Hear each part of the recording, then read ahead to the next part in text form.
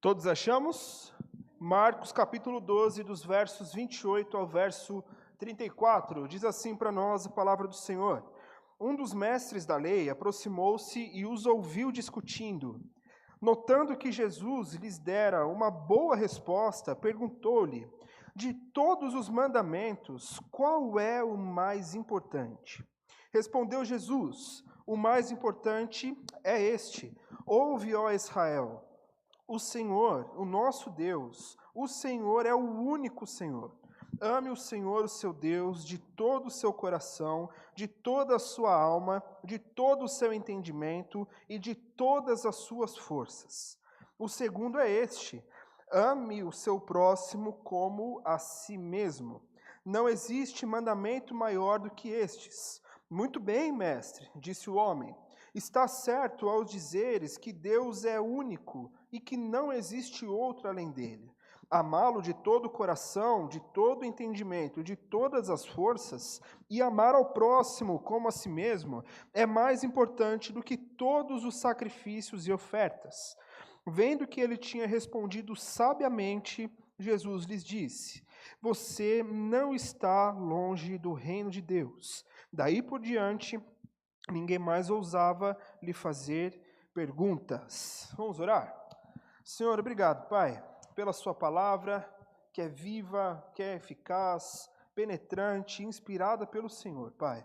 Obrigado porque a sua palavra baliza as nossas vidas, que pela sua graça e pela sua misericórdia, Pai, o Senhor venha a inundar os nossos corações com o seu amor, com a sua graça maravilhosa e irresistível que nos chama para si, Pai. Que o Senhor direcione cada um de nós aqui. No nome de Jesus, amém. Irmãos, tem algumas noites em especiais ou manhãs, dependendo do culto, de que eles podem ser um divisor de águas na nossa vida. Talvez esse seja o caso de alguém hoje aqui. Então, se você puder me ajudar, fique atento. Abra os seus ouvidos, abra o seu coração para tudo aquilo que você vai ouvir e ler essa noite. Amém? Amém? Muito bem, irmãos. Talvez o tema que eu daria para esse sermão, para essa mensagem, seria: você não está longe. Se tem uma coisa que me chama a atenção neste texto, é essa última frase de Jesus, porque ela revela não somente as condições que o próprio Deus nos coloca para que nós sejamos, de fato, participantes do seu reino, quanto revela, muitas vezes, a nossa postura também diante de Jesus e do próprio reino dele. Talvez se nós perguntássemos o que é que faz, então, afinal, alguém ser participante do reino de Deus, nós teríamos várias respostas, não é? Desde as mais teológicas e doutrinariamente baseadas, até aquelas mais presentes no rito e nos ditos populares aí, não é? Se você nunca conheceu alguém assim, eu já tive um caso de perto de alguém que achava que estar presente na igreja já era mais do que o suficiente de ser, de alguma forma, merecedor de estar no reino de Deus. Já era merecedor de fazer parte de tudo aquilo que Cristo proporciona para nós. Mas quando a gente analisa os evangelhos, a Bíblia como um todo, a palavra de Deus, nós entendemos que precisamos caminhar um pouco mais. Precisamos estar um pouco mais perto do Senhor Jesus para nós sermos, então, corpo junto com Ele. É interessante que o apóstolo Paulo usa a figura de linguagem de um corpo para tratar as igrejas, não é? Se você se lembra especificamente mais ali entre Romanos 12 e 14, Paulo vai dizer, inclusive, que um corpo sozinho, ele é um corpo. Um corpo sem um braço é um corpo, mas não está completo. Da mesma forma, quando nós somos igreja juntos, igreja de verdade, um povo que é discípulo do Senhor Jesus, nós juntos formamos esse corpo. Mas um corpo sem cabeça não tem vida, não é? Fica só no rito da famosa mula sem cabeça, que eu nem sei qual é a história, mas eu comentava de manhã de algumas crenças lá do interior e eu morria de medo de tomar manga com leite. E em determinados dias, os alunos que faziam parte da minha escola e que moravam na área mais rural, eles diziam que a mula sem cabeça rondava o sítio nos dias de lua cheia. Na minha cabeça era o tal do lobisomem, né? Mas não somos especialistas no nosso folclore e também nada disso existe, né? Mas o fato é que um corpo sem cabeça, ele não vive. E o próprio apóstolo Paulo, em Efésios, no capítulo 1, vai dizer para nós que o cabeça da igreja, aquele que direciona, aquele que nos leva a cumprir a sua vontade, é o próprio Cristo. Então, sermos parte de uma igreja é um privilégio daqueles que se tornam discípulos do Senhor Jesus. Mas para nos tornarmos discípulos dele, nós precisamos obedecer às condições que o próprio Jesus coloca para que a gente consiga viver essa vida que ele promete para nós.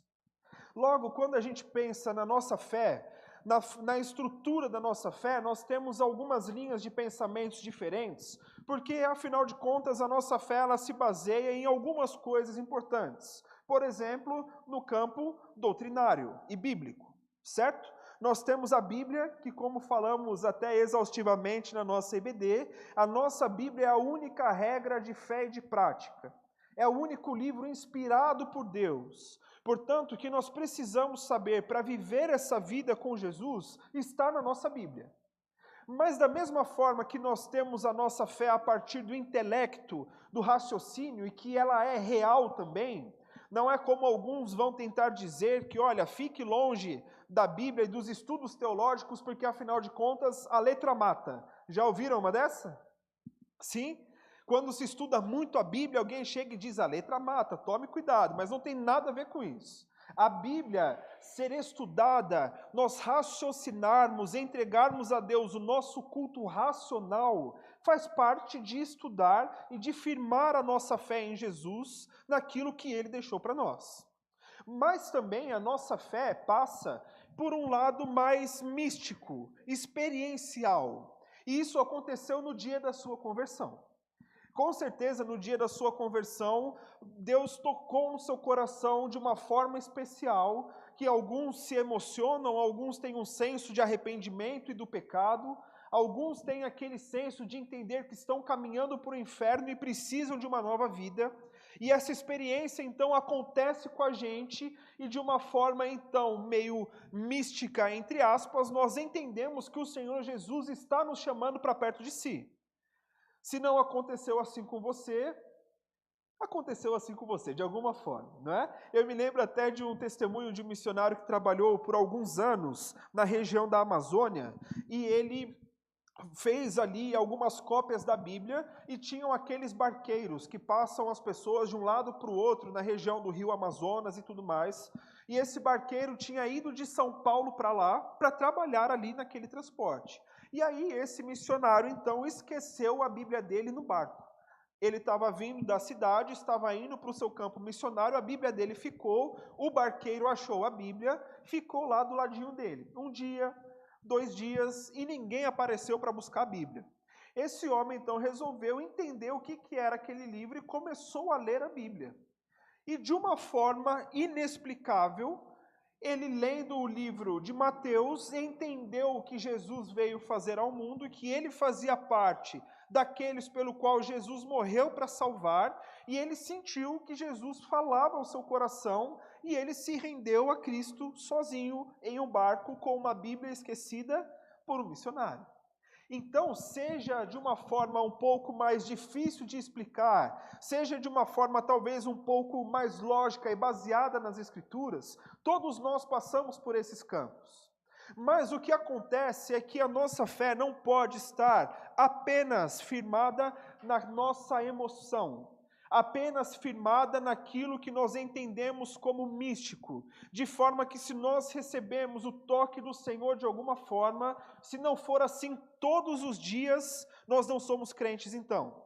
Porque, irmãos, convenhamos que tem dias e fases na nossa vida que nós achamos que Deus não nos ouve. Não sei se isso já aconteceu com vocês e por algumas expressões eu vejo que sim. Tem dias que a impressão é que a nossa fé não passa do teto, que a nossa oração, aliás, não passa do teto. E nós nos sentimos, então, sozinhos. Nós buscamos a Deus pela falta que Ele tem nos feito, até que, de alguma forma, nós reavivamos o nosso coração na nossa fé e seguimos em conhecer ao nosso Senhor. Então, o que é que faz alguém ser parte do reino de Deus? É apenas a experiência? Não somente. É apenas o conhecimento bíblico e teológico por si só? Não somente também. E o que é interessante nesse texto aqui é que desde o capítulo 11, no verso 27 para frente, Marcos vai narrar uma série de questionamentos que fizeram a Jesus. Os fariseus e os saduceus daquela época, eles eram um partido político religioso em que eles coordenavam tudo que tinha a ver com a religião. Ninguém poderia fazer nada ou oferecer um culto diferente a Deus que não passasse por eles e pela interpretação da lei que eles tinham. Então esses homens olham para Jesus, para tudo que ele fez, e se você tem o costume de acompanhar a leitura dos evangelhos partindo de Marcos, você vai perceber que parece que não há final nem começo de dia no evangelho de Marcos. Ele já começa trazendo a ideia de Jesus fazendo milagre, e de um milagre ele sai de uma cidade, passa em outra, faz outro milagre, e assim o livro todo vai correndo até este momento aqui, em que esses líderes religiosos olham para Jesus e dizem: olha, você não está seguindo as regras, você não está de acordo com aquilo que nós estipulamos que você deve fazer. Então senta aqui que a gente tem algumas perguntas para você. E eles fazem as mais diversas perguntas para Jesus, para tentar de fato encurralar ele de alguma forma. Pegar um erro na lei. Jesus não era chamado de mestre ou rabi, como algumas versões traduzem, simplesmente porque achavam que ele era assim. Jesus tinha um domínio de fato sobre a lei de Moisés. Jesus respondeu várias vezes sobre a lei, colocando ali o seu toque pessoal também nessas respostas. Então eles olhavam para ele como um mestre e queriam procurar algum motivo para pegá-lo em algum erro, seja num erro de concordância teológica, digamos assim, deste tempo, quer seja numa falha moral, de alguma forma pegar Jesus para dizer: olha, você precisa ser preso, você precisa ser morto. Fato é que tempos depois, de fato, fizeram isso. Mataram Jesus acusando de ser um falso mestre, um tumultuador, aquele que come com os que não eram tão santos assim, um mestre impuro, dentre outras acusações que Jesus recebeu. Então esses homens fazem essa série de questionamentos ali. Jesus responde sem ter muita empatia com aqueles homens que estavam fazendo aquela praticamente entrevista ali com ele, até que chega nesta última pergunta, que é a pergunta que nós lemos. Este outro homem, não temos informação quem ele é, o que ele fazia, o que ele pensava, mas de fato, se ele estava interrogando Jesus, ele era parte desses partidos políticos religiosos, e ele chega para Jesus para tentar pegá-lo da seguinte forma: se nós formos resumir tudo o que importa a partir da palavra de Deus e da lei de Deus, o que é que você diria para a gente? Jesus sabiamente responde a partir do chamado que Israel teve lá em Deuteronômio no capítulo 6, que alguns conhecem inclusive como o nome hebraico, que é o famoso Shema, que é Deus dizendo: ouve ou ouça, ó Israel, o Senhor nosso Deus é o único Deus, e não existe mais discussão.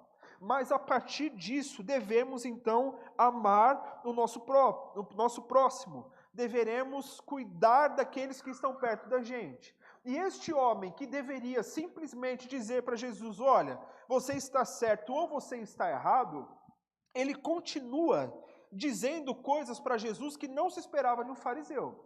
Olha de novo comigo lá na sua Bíblia, por favor. A partir do versículo 32, a resposta do homem para Jesus é: muito bem, mestre, disse o homem, está certo ao dizeres que Deus é único e que não existe outro além dele. Amá-lo de todo o coração e de todo o entendimento e de todas as forças, e amar ao próximo como a si mesmo. Até aqui é a resposta que se esperava de alguém. Mas esse homem dá um passo além para dizer: é mais importante do que todos os sacrifícios e ofertas. É aqui que a coisa destoa. Porque para um homem fariseu ou saduceu olhar para Jesus e dizer que o ensino do cuidado a alguém era mais importante do que os sacrifícios onde eles ganhavam dinheiro em cima, onde eles regulavam de acordo com o livro do Levítico, onde eles tinham uma certa autoridade de mandar e desmandar, fugia completamente ao script do que está acontecendo. Aparentemente, este homem olha para Jesus, para essa resposta e consegue entender o que é que Jesus está querendo dizer. Talvez seja esse o motivo que, para esta questão, Jesus responde, dá a sua tréplica a esse homem com uma certa afetividade. Continue a ler comigo, por favor, verso 34. Vendo que ele tinha respondido sabiamente, Jesus lhe disse: você não está longe do reino de Deus. O cenário que aparece para nós, depois de todas essas considerações, é um homem completamente mergulhado na lei, que se encontra com Jesus, tem uma resposta de Jesus, entende o que Jesus está falando, mas por algum motivo, talvez pelas suas próprias circunstâncias, ele não consegue dar este passo a mais que faria com que ele fosse participante do reino de Deus. Meus irmãos, a questão não é só termos empatia com Jesus. A questão não é só nós reconhecermos a Bíblia como um livro sagrado e entender as regulações que a Bíblia traz para nós. Sermos parte do reino de Deus tem a ver com uma entrega ao Senhor Jesus. Tem a ver com uma rendição a Cristo, mas uma rendição completa, integral, total da nossa vida. Se nós não entendermos estes pontos e não vivermos dessa forma, nós seremos, por vários e vários anos, o resto das nossas vidas, como um homem fariseu que viu, reconheceu, entendeu, mas não se entregou. Nós seremos eternamente aqueles que também estiveram próximos do reino de Deus, mas não fizeram parte com ele. Nós seremos os que quase seguiram a Jesus, os que quase se renderam a Cristo, e por consequência nós seremos aqueles que quase fomos salvos da ira de Deus. Aqueles que quase deixaram de ir para o inferno para viver no reino eterno de Jesus com a vida eterna. Nós seremos para sempre aqueles do quase, que chegaram na barreira, que viram de alguma forma, mas que não entraram nesse lugar. Quando eu e a Lê, nós casamos, nós ganhamos uma viagem de cruzeiro, né? E aí foi aquela festa toda, a gente alegre e tudo mais. Nós casamos num sábado. Na quinta-feira, 8 horas da noite, a moça da agência de viagens liga para mim e fala assim: ó, seu Guilherme, é o seguinte, vocês tinham a viagem marcada, a Covid pegou geral, todo mundo, isso foi em 2020, num dos auges aí da crise da pandemia, a Covid pegou geral, então a viagem que você teria sábado foi cancelada. Talvez ela seja feita em novembro de 2021. Então, bom casamento aí, tudo de bom para vocês e tchau. E aí ficamos falando, poxa, o nosso plano estava feito. As malas, né, amor, estavam prontas, tudo certo. Minha sogra enchendo a gente de boia com medo que o navio afundasse e a gente morresse lá. Tudo prontinho para a viagem. A gente chegou ali naquele ânimo de ir viajar, mas não fomos. E aí nós demos um outro jeito, pegamos um hotel em Minas, parte da minha família da Alemanha mandou um dinheiro, e o dinheiro que é pouco em euro para a gente é muita coisa. Então pegamos um outro hotel, viajamos, mas algum tempo depois nós fomos para a praia. E nós sentamos na beira da praia e víamos lá de longe aqueles navios passando, e o nosso sentimento era, olha, tá ali, a gente está vendo, a gente mesmo. Geralmente até com coisas pequenas do seu dia a dia. Se você vai fazer aquela comida, e o cheirinho que está vindo da cantina está me incentivando nesse assunto aqui. Mas se você vai fazer aquela comida que você gosta, imagine uma lasanha. Você separou aquele dia, comprou as coisas, juntou tudo para montar a sua lasanha. E por qualquer motivo, você acaba se distraindo ali. A sua lasanha queima dentro do forno. Já era a sua janta. qual é a sensação que nos dá? Tristeza. Danilo está chorando quase, calma. Tristeza, sensação de fracasso, sensação de impotência, raiva, todos os sentimentos ruins, porque nós estávamos quase no caminho, chegando, mas alguma coisa deu errado.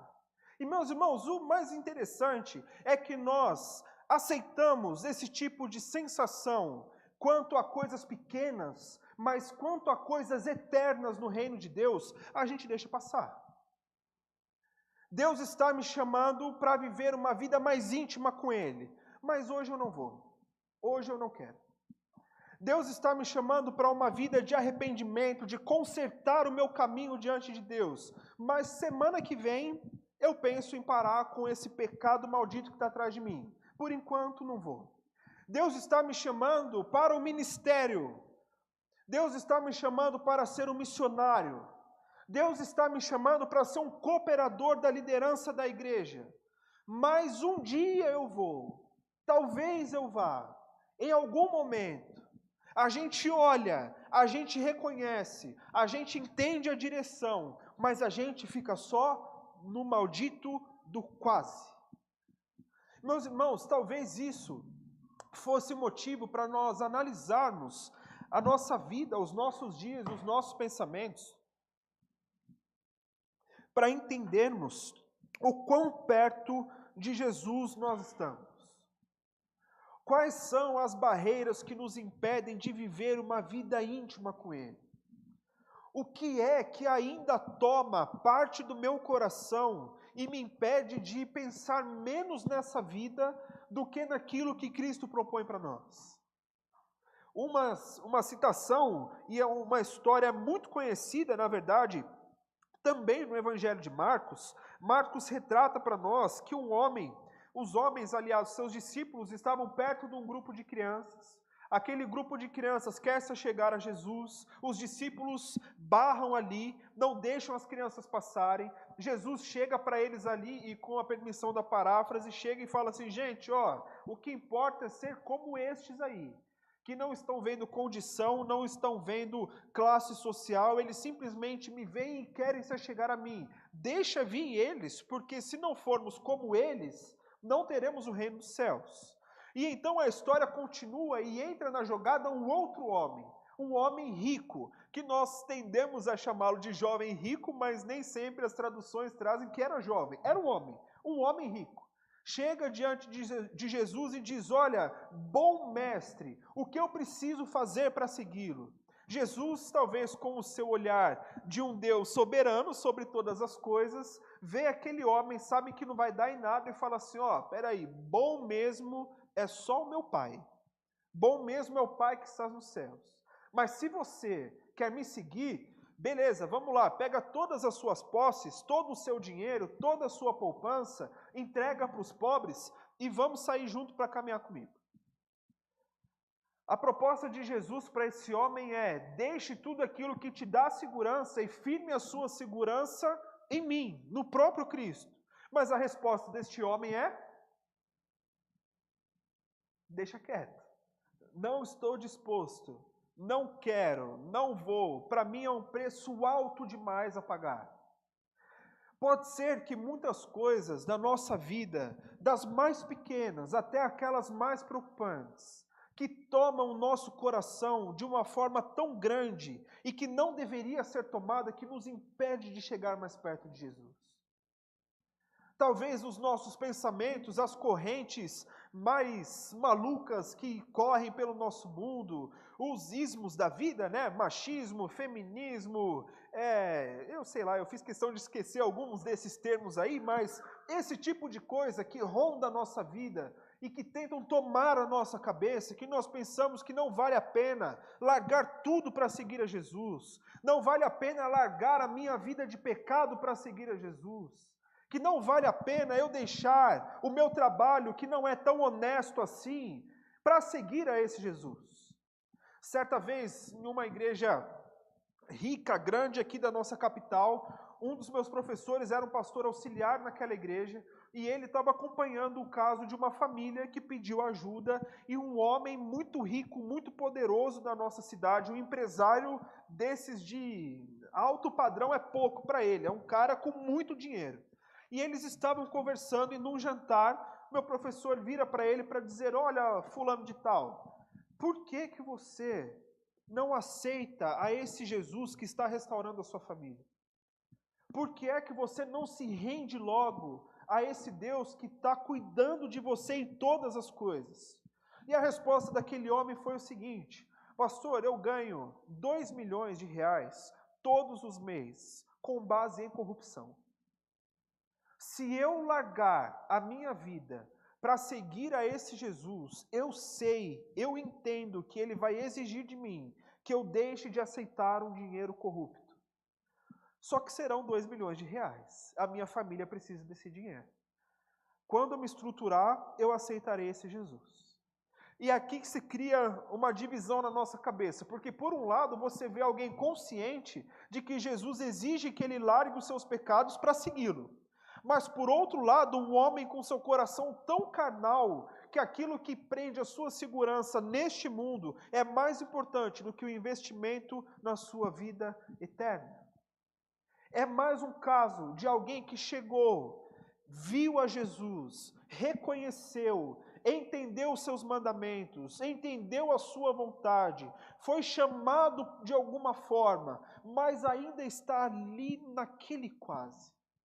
Irmãos, eu tenho a sensação de que Jesus não espera uma igreja, ou não morreu por uma igreja que fica só no quase. Jesus não deu a sua vida por homens e mulheres que vão passar a vida inteira negociando os seus prazeres carnais ao invés da vida com Jesus. Eu tenho a impressão, vendo as igrejas do Apocalipse, nas 7 cartas que João escreve, ou melhor, nas 7 cartas que Jesus direciona às igrejas através de João, onde em uma delas Jesus diz para eles: olha, vocês são uma igreja legal, vocês têm um dinheiro em caixa, vocês estão muito bem estruturados, mas eu tenho uma coisa contra vocês. O primeiro amor de vocês, que realmente importava por mim, vocês já perderam. Para outra cidade que tinha lá todos os seus meios de produção, de colírio, de roupa, de cuidado financeiro na região, Jesus olha para estes homens para dizer: vocês, apesar de parecerem ricos, de parecerem aqueles que veem todas as coisas, no meu olhar, o meu diagnóstico sobre vocês é que vocês na verdade são pobres, são cegos e estão nus. Em outras cartas do Apocalipse, Jesus vai dizer para aquelas igrejas de que, infelizmente, eles trocaram a fidelidade a Ele por coisas triviais. Por ser uma igreja cheia, por ser uma igreja com muito dinheiro, e rola essa tensão, né, em algumas cartas. Uma igreja muito rica geralmente não consegue se permanecer fiel na mesma medida em que Deus dá os recursos para eles. É parte do nosso coração humano, né? Mas ele olha e faz o diagnóstico dessas igrejas para dizer: vocês têm muita coisa, mas o que importa, vocês estão perdendo. Vocês entendem muitas coisas, mas o que importa, vocês não têm. E talvez seja um dia que Jesus diga para nós, através da sua palavra: vocês têm muita coisa. Você tem o seu trabalho, a sua casa, uma igreja de pessoas humildes e amorosas, uma igreja que terá agora 2 pastores para cuidar da igreja, uma igreja que investe em missões, uma igreja com um projeto missionário da nossa igreja, uma igreja com ministérios sendo estruturados para que todas as classes da nossa igreja sejam atendidas. Jesus diz para nós: você tem tudo na sua mão, mas você ainda não passou a barreira do quase se render a Jesus. E é interessante em uma outra passagem, e João é que relata essa passagem, no capítulo 3, e nós geralmente conhecemos mais o desfecho dela, né? No João 3,16. Mas no começo dessa a história registrada, Jesus ele se encontra com um homem chamado Nicodemos, com um homem poderoso, com um homem com posses, um homem vertido na sua teologia, na sua religião daquela sua época, e diz para ele: olha, você entende muita coisa, você entende tudo aquilo que alguém queria entender a partir da religião. Você é um homem que tem condições de ensinar outras pessoas. Mas no capítulo 3, no versículo 3, Jesus diz para ele: digo-lhe a verdade, ninguém pode ver o reino de Deus se não nascer de novo. Essa é a condição que Jesus nos dá para que nós deixemos de estar no quase e passemos a fazer parte. Do nós estarmos só olhando de longe o que nós precisávamos viver e passarmos a viver de fato. O que Jesus espera de nós é que sejamos nós um povo que nasceu de novo, gerado na graça de Deus, através do sacrifício de Jesus. E pode parecer estranho você de pôr o pé além dos limites do quase e do fazer parte. Ainda dá tempo da gente voltar atrás. E eu digo para vocês isso porque na segunda-feira agora, e eu já falei isso para um monte de gente de várias formas, né? Eu tirei o dia com meu pai para ir visitar os meus avós paternos, né? A minha avó é uma alemã, casada com meu avô, um sergipano daquele, ignorante até o último, e, enfim, agora, mas nem sempre foi assim, né? E eu cheguei lá, conversei com eles, e eu comentando ali com meu pai, que foi a primeira vez, naquele dia, que o meu avô deu um abraço no meu pai. Meu pai tem 50 e alguns. Está ali, né? Está quase chegando no pastor Isidro, né? Está um pouquinho antes. Meu pai, em seus 50 e tantos anos de vida, nunca tinha recebido um abraço do meu avô. Para a cultura do meu avô, um abraço, um homem abraçou, veio para perto de mim, ficou sentado, começou a falar da vida, começou a falar da igreja dele lá, começou a reclamar que na igreja dele não se canta mais hino, e ele estava muito bravo com isso. Mas em algum momento daquela conversa ele parou para dizer: eu percebi nas últimas semanas que por muitos anos eu frequentei a igreja de Jesus, mas eu não fui filho de Jesus de fato. E aí quando você vê um homem nessa idade, nos seus 80 e poucos anos, dizer uma coisa assim, numa conversa despretensiosa, isso bate de uma forma diferente, né? O jeito que ele falou e tal. E eu falei: é mesmo, vô? E aí ele começou a contar coisas ali de que ele já fez na vida. Por algum tempo, meu avô ficou afastado da igreja. Um instrumento de corte que ele tinha, e ele foi e cortou os pneus do carro, para o meu pai não ir de carro. E aí meu pai foi mesmo assim para a igreja, de ônibus, chegou tarde, depois da meia-noite, depois de uma longa caminhada para chegar em casa, do ponto até a casa dele, meu avô na escada de casa, e a hora que o meu pai apareceu, a primeira coisa que ele fez foi dar um tapa bem dado na cara do meu pai, para dizer: isso não é hora de homem chegar em casa. E ele foi contando que mesmo assim, depois de um tempo, ele voltou para a igreja. E a minha avó queria fazer parte do grupo de mulheres da igreja. E o meu avô dizia: você não vai. Você não vai. E eu queria que um dia vocês conhecessem meu avô. Vamos ver se dá certo dele vir aqui. Para o meu avô é simples assim: ele disse e está dito. E ninguém tem coragem de desdizer aquilo que ele diz, né? Então ele simplesmente chega e diz: não vai. E pronto. E minha avó querendo ir, querendo participar. Até o dia meu avô ficou preocupado e disse: você tem que ir lá na igreja. E aí a hora que ele disse que você tem que ir à igreja, aí a minha avó falou: eu não quero ir. É claro que, como um homem do jeito que ele deu-lhe um tapa na mesa e disse: você vai, pronto, e acabou, se troca e vá para o carro. Mas da mesma forma, um homem, na sua experiência, na sua idade, longe do reino de Deus, participante da igreja, frequentador, cantor do coral dos homens da igreja, sempre no quase, olhando de longe. Para os irmãos terem ideia, se depois o pastor autorizar, a gente edita essa parte aí, mas é uma coisa interessante. Meu avô também, em um certo momento, o pastor muito corajoso ou não estava batendo muito bem da cabeça naquele dia, e ele chamou o meu avô para ser conselheiro de casais. Tinha lá o Ministério de Famílias, eu não sei porque vocês estão rindo não, mas tinha lá o Ministério de Famílias e criou-se uma rede de conselheiros para os casais da igreja, principalmente para os casais jovens. E o pastor chegou e convidou o meu avô e minha avó para fazer parte desse ministério, né? E aí, um rapaz jovem chegou para ele para dizer, olha, eu falei com o pastor, nós estamos vivendo, experimentando uma crise mesmo. A minha esposa confessou para mim que ela acabou me traindo, ela cometeu adultério, eu não sei o que eu faço. Meu avô olhou para ele e falou, mata. E o cara começou a olhar para ele assim, o que o senhor está falando, né?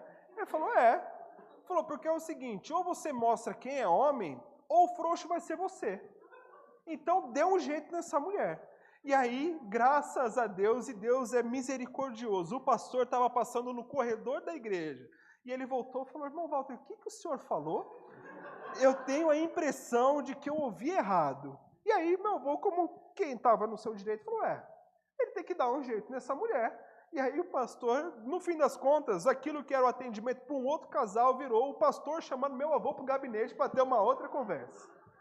Mas esse é o retrato de alguém que passou parte da sua vida na igreja, construiu em partes do tempo a sua família na igreja, mas de tão frequentador de igreja que ele era, de tão igrejeiro, ele não conseguiu ser parte do reino.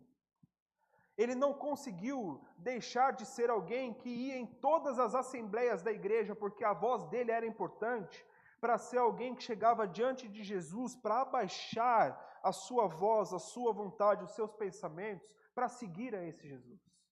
E meus irmãos, em uma medida muito menor, espero, esse pode ser o nosso retrato em alguns momentos também. Homens e mulheres bondosos, amorosos, como diríamos, uma igreja de gente boa de verdade. Uma igreja de pessoas amigas entre si, mas que não deixaram de ser aqueles que olham de longe o reino de Deus. Por isso, ser necessário nascer de novo, como Jesus diz, claro, que em uma evidência de um simbolismo ao nascer de novo, requer justamente nós deixarmos tudo aquilo que prende a gente numa vida que não agrada a Deus, para nós, de fato, como o pastor comentou na quinta-feira, morrermos para que a vida de Jesus se manifeste em nós.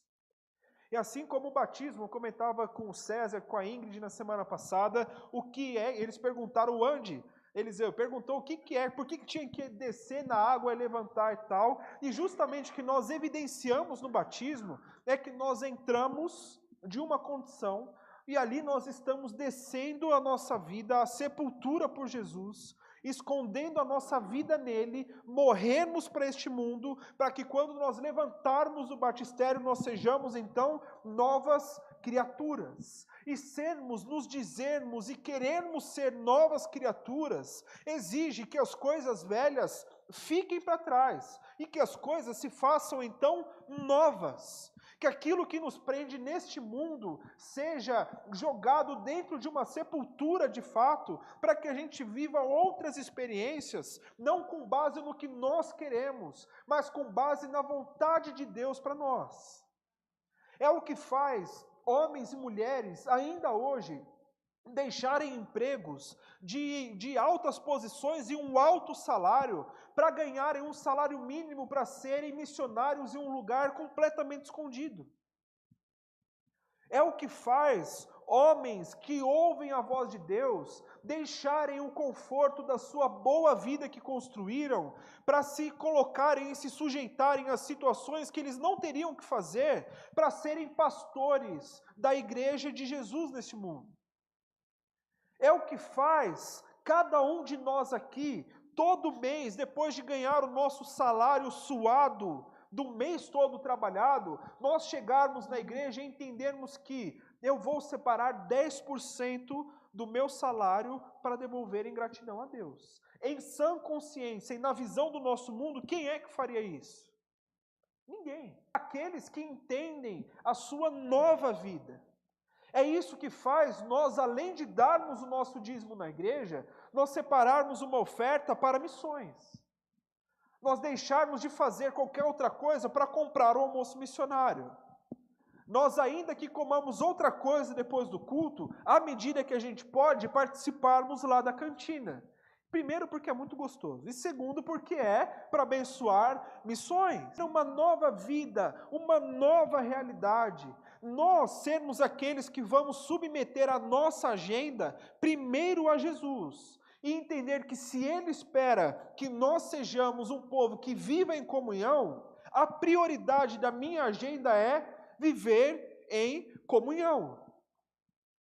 Se eu tenho atividade na igreja na quinta-feira à noite, por que é que eu vou largar a minha vida, tudo que eu faço, o jogo do Palmeiras ou do Corinthians, quem quer que seja, no dia, para vir aqui para a igreja, para passar, irmãos, 1 hora em comunhão, em oração com os nossos irmãos, ou ainda que seja uma impossibilidade de estar aqui, e o nosso trânsito de São Paulo muitas vezes, traz problemas consigo, mas de eu parar na minha casa por 1 hora para ver no YouTube, me conectar com a igreja, para eu estar presente ali também. Por que eu faço isso? Porque eu entendo que essa é a vontade de Deus para mim. Se é o que Ele espera de mim, eu então também preciso dar esse primeiro passo em direção a Deus, passar desse quase, passar de um admirador de Jesus, passar de alguém que simplesmente tem uma Bíblia, passar de ser um frequentador da igreja, para que eu me torne então participante do corpo e do reino de Deus. Nascer de novo completamente. Ser transformado completamente. Me render a Jesus todos os dias completamente. Porque pode não parecer, mas o seu dia a dia importa e muito para Jesus. O jeito que você trata as pessoas importa para Jesus. Aqueles que são empresários, que trabalham numa outra condição, o jeito de tratar os seus funcionários importa para Jesus. Nós, funcionários, o jeito que nós correspondemos com fidelidade e honestidade para as nossas atividades, importa para Jesus. Porque é a partir desse tipo de coisa pequena que nós começamos a revelar o que está dentro do nosso coração. A partir das nossas atitudes, como diz a Bíblia, a partir daquilo que a gente fala o tempo todo, revela o que está no nosso coração também. A forma que nós falamos dos nossos irmãos revela a realidade do nosso coração. A forma de nós atuarmos na nossa igreja, de servirmos, não como aqueles que batem no peito para dizer, eu sou o líder de alguma coisa, eu sou de fato aquele que vai dar um jeito nas necessidades da igreja. Isso revela parte do nosso coração também. De mostrar que nós estamos olhando de longe uma realidade, mas a transformação do nosso coração precisa ser ampliada para entender que eu sou parte disso aqui, e como parte eu tenho o meu papel. Eu sou parte com os meus irmãos. A forma com que eu trato os meus irmãos mostra que se eu sou parte desta igreja ou se eu sou frequentador dessa igreja. E isso mostra se eu sou parte do corpo de Cristo reunido neste lugar ou eu estou no limite ainda do quase. De eu venho aqui, eu frequento, eu conheço muitos pelo nome, mas ótimo, estou satisfeito com isso. Um abraço a todos, Deus abençoe e se der, domingo que vem eu volto, né, pastor? Se der, eu venho depois para cá. Meus irmãos, é urgente a necessidade de nós termos uma avaliação no nosso coração. Porque, no fim das contas, nós enganamos muito bem uns aos outros, não é? Se nós formos sinceros, e muitas vezes nós enganamos muito bem o pastor também. Nós enganamos os diáconos da nossa igreja. Nós enganamos aquele que está perto da gente, em que nós vemos aqui, a gente finge ser parte da igreja, ser parte do reino, e nos comportamos como é esperado que seja aqui dentro. Só que o problema é que Jesus não está somente preocupado com a sua boa performance de crente no domingo dentro da igreja. Porque se o nosso coração não estiver rendido ao Senhor, nós também não teremos parte da salvação que Ele promete a nós. O caso do apóstolo Paulo, por exemplo. Nós vimos alguns ali que conheciam, que comandavam a religião, que tinham um domínio do que faz ou não faz naquele lugar. Em algum momento ele se encontra com Jesus. Jesus, como dizem alguns, o derruba do cavalo, literalmente. Ele é colocado em uma condição de dependência do próprio Deus. E ao ver a sua realidade, ver quem ele era, ver o que Deus esperava dele, o que é que ele faz? Fica olhando de longe, pensando, eu ainda vou matar alguns desses que são cristãos aí, então vou me fingir de crente por algum tempo e depois eu mato todo mundo mais fácil ainda. Aliás, esse era o pensamento dos discípulos da época. Se esse homem já matou outros por muito menos, estando dentro da nossa casa, agora sim ele vai fazer festa, né? Mas o que acontece é completamente o contrário. Quando Paulo se depara com a glória de Jesus ressurreto, a primeira coisa, a primeira resposta que ele dá a Jesus não é assim, quem é que está me chamando? Quem é que está atraindo a minha atenção? Ele já vira para Jesus dizendo, Senhor, o que eu preciso fazer a Ti? Já reconhece a Jesus como seu Senhor.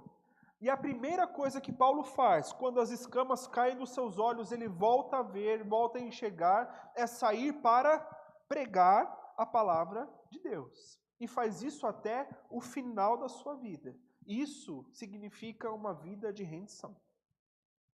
Isso significa uma vida de alguém que ultrapassa as suas próprias barreiras, de alguém que ultrapassa os limites colocados, de alguém que entende a sua condição para dizer, a única coisa que eu posso fazer é me render a esse Jesus e a partir daqui viver uma nova vida. Meus irmãos, de tantas formas diferentes, o que eu quero dizer para vocês, o que Deus trabalhou no meu coração com todas as coisas que também aconteceram, é que independente da nossa situação hoje aqui, o que Deus nos convida, o convite dele para nós é viver uma vida próxima. É viver uma vida de fato de intimidade com Ele. É viver uma vida além da visão das outras pessoas. É sermos aqueles que olham, e isso é necessário, que passam pela experiência, isso é necessário, que estudam a palavra de Deus, porque isso também é necessário, mas que não param só nessa aproximação, mas que mergulham numa vida com o Senhor. Apesar de esse não ser o nosso lema, muitas vezes, e como batistas em algum momento até nós temos uma certa repulsa a esse tipo de coisa, mas os irmãos vão entender que a vida que Jesus propõe para nós é uma vida de fato que é abundante. É uma vida que vale a pena ser vivida. É uma vida daqueles que são cuidados pelo próprio Deus dia após dia. É aqueles que, como a Bíblia promete para nós somos o alvo daqueles a quem Deus acampa os anjos ao redor para proteger-nos em todas as situações.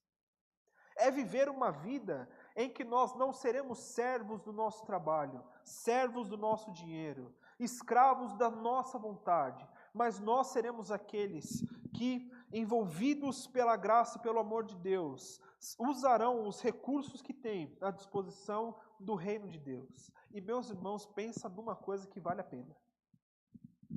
Pensa numa coisa que é boa, que é inexplicavelmente boa. Que mais uma vez, a nossa tendência é entender que estamos perdendo, estamos tendo ali uma perca do que quer que seja, do tempo, da agenda, do dinheiro e tudo mais. Mas aquilo que nós agregamos, aquilo que passa de nós e começa a resvalar em outras vidas, que através da obra de Deus em nós, serão transformadas também pelo Espírito de Deus, vale muito mais a pena. Vale a pena demais. Olhar essas irmãs, que aliás, desde ontem, né, quando começamos a consagração aqui, Marcelo, já chegou a irmã Eliette com a Silvia e o Eliseu correndo aqui também, e o Eliseu já foi atrás dos meninos, e a dona Eliette começou a descascar batata lá e tudo mais, num sábado às 8h30 da manhã. Para alguns, acordar 8h30 da manhã num sábado é quase a morte, né? Mas estavam aqui. Certamente elas não estavam aqui porque não tinham o que fazer ou porque perderam o sono, mas porque depositaram a sua vida para cumprir a vontade de Deus.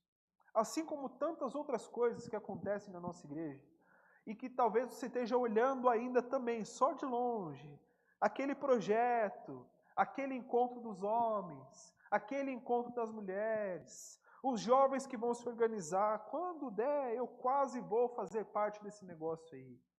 Meus irmãos, que Deus nos convida é passarmos do quase para uma vida íntima com Ele. E que Deus encontre em nós os corações dispostos a serem inundados, cheios desse amor, dessa graça, dessa misericórdia que nos dá uma nova chance. Segundo a Bíblia, a palavra de Deus, nós éramos filhos do pecado, destinados à morte e à perdição. Mas Deus, que muito nos amou, entregou o seu único Filho no nosso lugar, para que nós fôssemos salvos da ira de Deus e agora fôssemos justificados diante dele, passando a não ser mais aqueles que são vistos como estranhos por Deus, mas aqueles pelo qual Deus olha para nós, através de Jesus, e agora nos chama de filhos, filhos amados. E pelo mesmo movimento, o nosso coração e o nosso espírito clama, Abba, Pai. A expressão mais bonita de carinho e de aproximação que existe entre um pai e um filho. Porque agora nós não estamos mais distantes, nós agora somos parte. Nós não estamos observando, nós estamos vivendo. Nós não estamos só olhando com expectativa, nós somos parte do reino de Deus nessa terra. Que Deus encontre em nós aqueles que querem ser transformados. Se assim como eu, essa é a sua vontade, que você diga um amém. Amém. Vamos orar? Senhor, obrigado, Pai, pela sua palavra. Obrigado pelos seus ensinos. Obrigado, Senhor, pelos registros que estão aqui contidos, Deus. Obrigado, Pai, porque o Senhor nos dá uma nova chance todos os dias e as suas misericórdias se renovam, Pai, na nossa vida também. Obrigado, Deus, porque o Senhor nos dá a chance de cedo ou tarde nos voltarmos ao Senhor, Pai. Obrigado porque o Senhor nos dá a chance de analisar a nossa vida, Pai, através da sua palavra, que é boa, perfeita e agradável, e vermos se nós estamos ali no quase ou se nós já somos partes, Pai. Que o Senhor nos ajude, Deus, a deixar uma vida de superficialidade, Pai. Que o Senhor nos ajude, Deus, a negar veementemente uma vida de aparências, Deus. Que o Senhor nos ajude, Pai, a entender que se não nascermos de novo, nós nunca seremos parte com o Senhor, Pai. Nos ajuda a entender que precisamos dar um passo a mais. E nós agradecemos ao Senhor, Pai, porque a sua misericórdia, o seu amor e o seu favor é merecido em nossas vidas, ainda com os nossos erros, falhas e pecados, se coloca diante de nós com o braço estendido para dizer, venham a mim, todos aqueles que precisam, todos aqueles que querem mudança e todos aqueles que entendem o chamado do Senhor, Pai.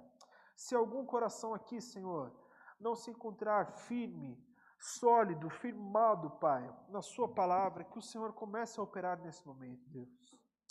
Que se existem aqui, Senhor, corações duvidosos ainda, se vão firmar um compromisso com o Senhor, se vale a pena deixar a sua vida por Ti, Pai, que o Senhor confirme nesse momento também, Deus. Que se algum de nós aqui, Pai, está passando anos e anos e anos na igreja, mas ainda estão da mesma forma, como se não tivessem, Pai. Estão só olhando de longe, estão só vendo, Pai, a parte do que acontece.